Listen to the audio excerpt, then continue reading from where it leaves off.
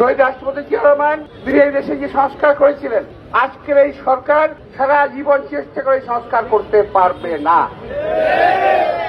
শহীদ রাষ্ট্রপতি জিয়া রহমানের যদি আমরা বলতে যাই, আমরা যদি রাস্তা ধরি, এই যে গার্মেন্ট সেক্টর, শহীদ রাষ্ট্রপতি জিয়া রহমানের অবদান, বৃক্ষরোপণ শহীদ রাষ্ট্রপতি জিয়া রহমানের অবদান, স্বাস্থ্য খাতে শহীদ রাষ্ট্রপতি জিয়া রহমানের অবদান, আরো বহু আছে। তারপরে বাচ্চাদের শিক্ষার বিষয়ে শহীদ রাষ্ট্রপতি জিয়া রহমানের অবদান।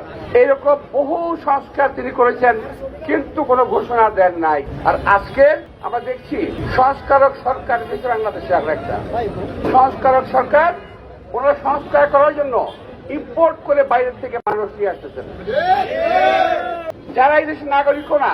আমরা চলে আসার পরে, বাইরে আসার পরে সন্ধ্যা 6টার সময়, কেউ 6:30টার সময় আপনার প্রেস সেক্রেটারি সে বলছে জুন মাসে নির্বাচন হবে। প্রেস সেক্রেটারি এর আপনি কি এক কথা হতে পারে? এক কথা নয়। সুতরাং নির্বাচনকে টাল বাহানা করে পিছানোর চেষ্টা করবেন না।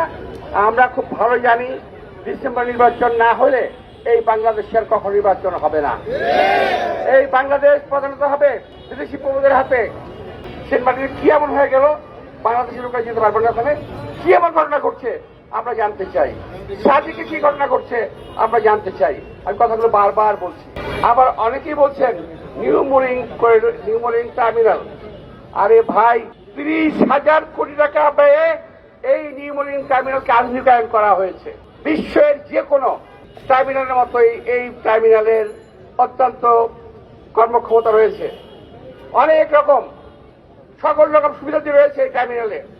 এই টার্মিনাল কেন আমরা বিদেশি হাতে দেব? যে বিদেশিরা আসবে তারা কি টাকা কামাবে এখান থেকে? টাকা যদি তারা কামায় সেটাকে বাংলাদেশে রাখবে? বাংলাদেশে রাখবে না।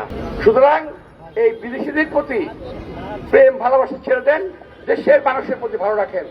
আমরা যেমনি ছিলাম আমরা তেমনি থাকতে চাই, আর একটু ভালো হতে চাই, খারাপ হতে চাই না।